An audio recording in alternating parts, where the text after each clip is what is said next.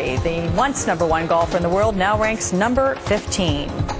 Well, President Obama is trying to face his jobs dilemma head on. Here he is today at the Northern Virginia Community College just a short while ago, addressing concerns that the economy is not growing fast enough. We are in a tough fight. We've been in a tough fight over the last 2.5 years to get past a crippling recession. I don't think the answer is for us to turn back. I think the answer is to stand up for what this country is capable of achieving. And Michael Grimm is a Republican congressman from New York. He is a member of the Financial Services Committee, and we welcome you to MSNBC. Thanks for joining us. Great to be here. All right, Representative Grimm, I know that you were there with the president a week ago today, yes, and you had some chats with him about the situation. Tell me the tone of those talks with Republicans saying, we're going to hang tough. Well, I think that the tenor or the tone was actually quite serious. There's no question the president is very concerned about where the economy is, and he should be. But at the same time, I heard what I wanted to hear, that he's willing to work and compromise with us, I didn't really hear what we need to hear, which is what the president has done so far. The administration's plan, if you want to call it that, has failed. The idea of borrowing, taxing, and spending is not working, and we need to abandon that. We need to adopt principles that are going to work, and Republicans have put forward plans. So you want the president and Democrats to agree to tax cuts. You want them to simplify the tax code, talk about energy investments. The president has said that he's willing to talk about some of those terms. Do you see any middle ground for compromise?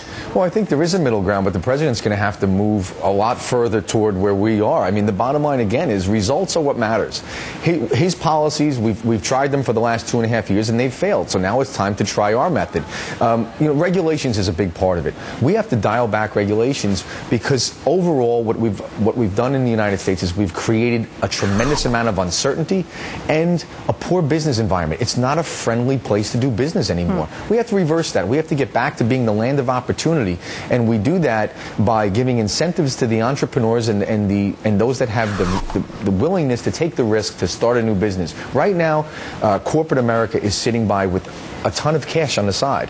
They will not move, they will not expand their businesses, they will not hire more people because of the amount of uncertainty. And it's massive legislations like the health care bill, massive legislations like Dodd-Frank that create that uncertainty. So it's our government and the policies that came out of the Obama administration that has caused most of this uncertainty. But sometimes to get discussion generated, sir, it takes someone taking a stance. And you know that Tea Partiers, those to the right in your own party, they were talking about a government shutdown. And I know you were criticized by members of the Tea Party. I mean, you remember we had that clock and we were watching it. It was coming down all the way to the wire on that Friday.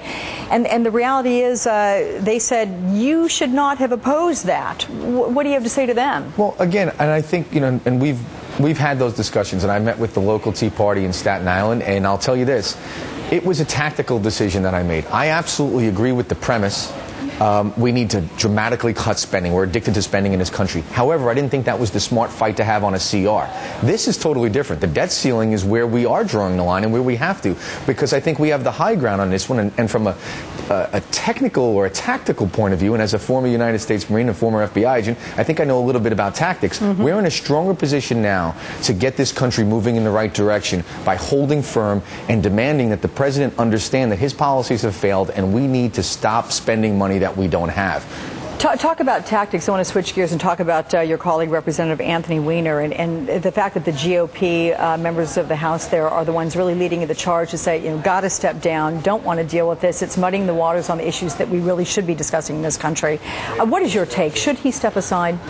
I have, to be honest with you, and I'm not punting the question, but I haven't commented. And the reason that I haven't commented is because I don't want to be a hypocrite. I didn't comment when the Republican on my side, Chris Lee, had his problems. I didn't give comment then. So I want to give that same respect to my colleague, Anthony Weiner, and allow that to be a decision that he makes with his family and really with his party as well. Okay. Well, Representative Michael Grimm, thank you very much for joining us here. Thank you. A computer forensics expert took the stand today in the Casey Anthony trial.